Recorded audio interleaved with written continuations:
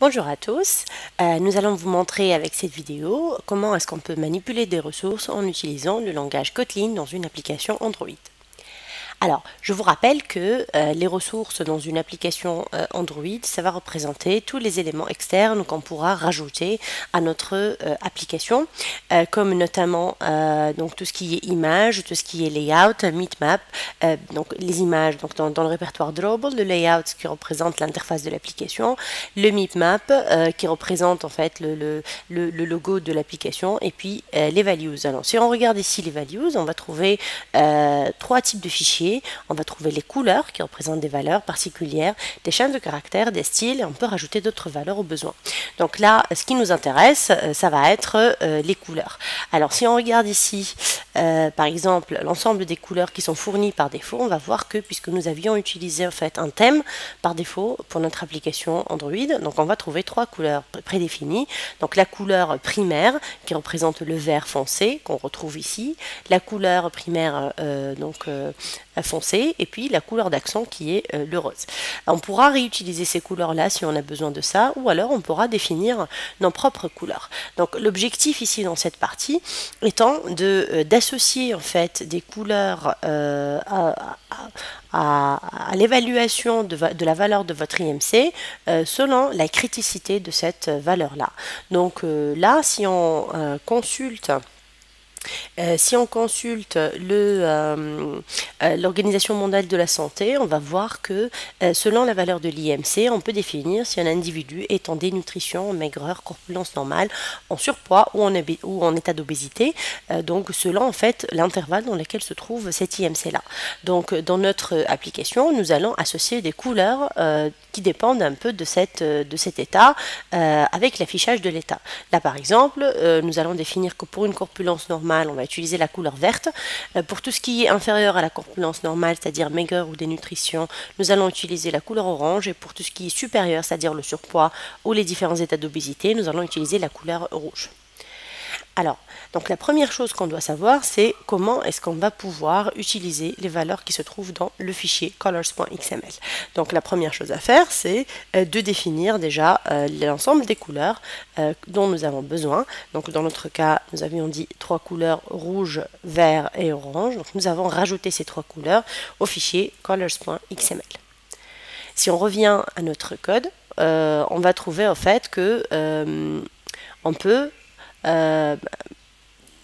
donc définir dans l'élément, quand on regarde le fichier XML, on va voir que nous avons on a ajouté deux textes. La première, c'est le texte du résultat qui va contenir la valeur de l'IMC, et le deuxième, c'est l'évaluation du résultat. C'est là où nous allons faire notre affichage. Donc là, ce que nous pouvons faire, c'est rajouter en fait dans le texte res eval la valeur qui va dire si vous êtes en surpoids, en état de maigreur ou autre. Donc ce texte-là, en fait, il va avoir des valeurs différentes selon en fait, le contenu de la valeur de l'IMC. Donc là, on va commencer d'abord par un bloc if-else. Donc on va dire, donc déjà, avant de faire ça, on va d'abord créer une variable qui s'appelle IMC pour pouvoir la réutiliser au besoin. Donc l'IMC va prendre cette valeur-là. Donc là, on va dire IMC.toString. Voilà. Ensuite, on va voir si l'IMC est inférieur. Donc si on revient vers l'ensemble des valeurs, donc des intervalles, donc si l'IMC est inférieur à 16,5, dans ce cas-là, donc là nous avons ici texte res eval, donc super, on peut l'utiliser directement. Le texte va avoir la valeur différente, donc la valeur, donc on va dire vous êtes en état de dénutrition. Et puis nous allons associer une couleur au texte. Donc là, on peut définir text colors. Donc on peut utiliser la fonction text colors. Pardon, la fonction qu'on va utiliser, c'est plutôt set text color. Voilà. Et puis, on va utiliser... Alors, on a une variable ici, contrairement à Java, où on devait utiliser une fonction qui s'appelle getResources. Dans notre cas ici, on va avoir une variable qui s'appelle resources. Et puis, nous allons définir à cette variable-là la couleur qui s'appelle... Alors, juste une seconde. On va lui associer, voilà, en utilisant la classe R comme d'habitude, donc r.color. Alors la couleur dont on va avoir besoin, ça va être la couleur orange. Voilà, donc comme tout à l'heure dans Java, si on conserve cette fonction comme ça, il va l'afficher comme étant en fait deprecated, c'est-à-dire qu'elle n'est plus utilisée par les nouvelles API. Donc si on veut qu'elle ne soit plus deprecated, on devrait rajouter le thème. Donc là, dans les nouvelles versions, on exige de représenter, d'associer le thème qu'on va utiliser pour cette couleur-là, parce que la même couleur peut avoir des valeurs différentes selon le thème dans lequel elle se trouve. Donc là, quand on met thème uniquement, ça va représenter le thème en cours. Voilà, donc maintenant que nous avons fait cela pour les valeurs de l'IMC qui sont inférieures à 6,5, on va devoir refaire exactement le même traitement pour toutes les valeurs, pour tous les autres intervalles, en changeant à chaque fois la couleur et le texte d'affichage. Voilà, alors maintenant que nous avons saisi toutes les valeurs, on a pris tous les intervalles et toutes les valeurs de l'IMC possibles, on va pouvoir réexécuter notre application pour voir un peu ce que ça donne comme résultat.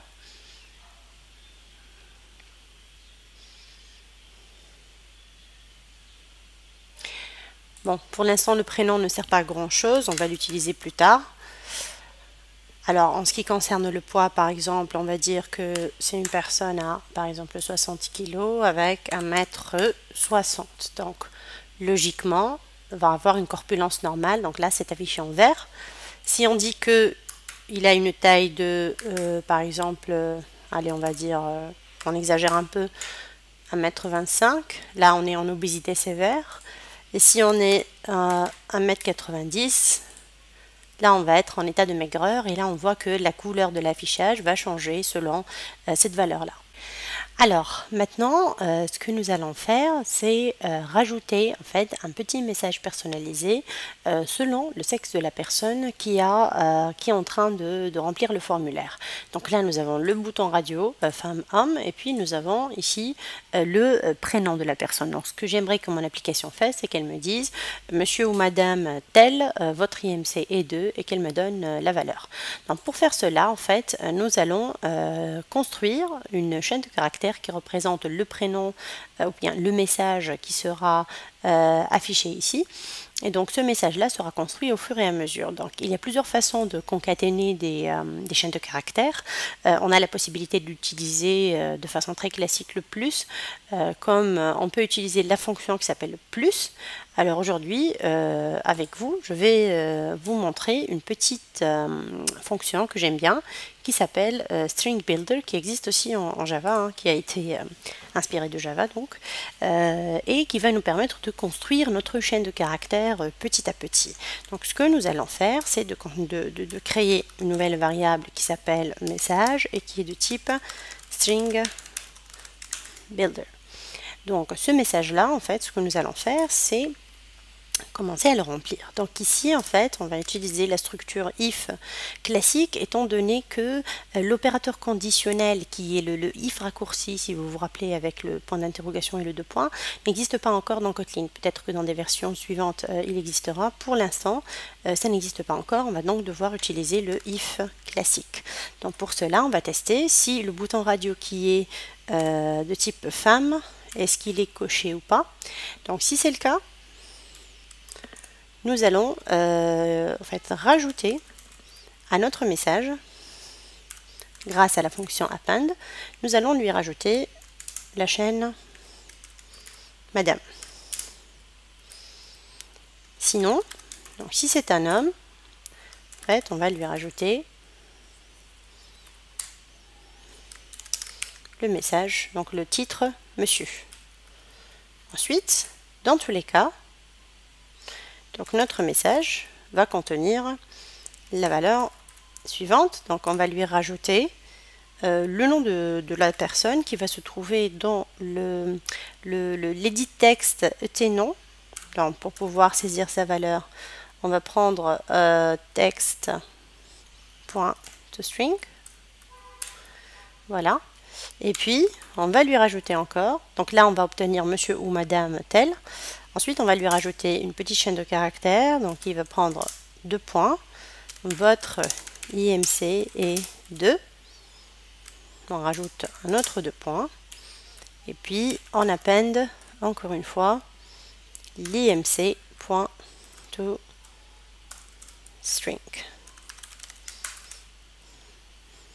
Alors, là, bien sûr, on ne peut pas appender l'IMC.toString ici, puisqu'on n'a pas encore calculé l'IMC. Donc là, on calcule l'IMC, et puis là, on va mettre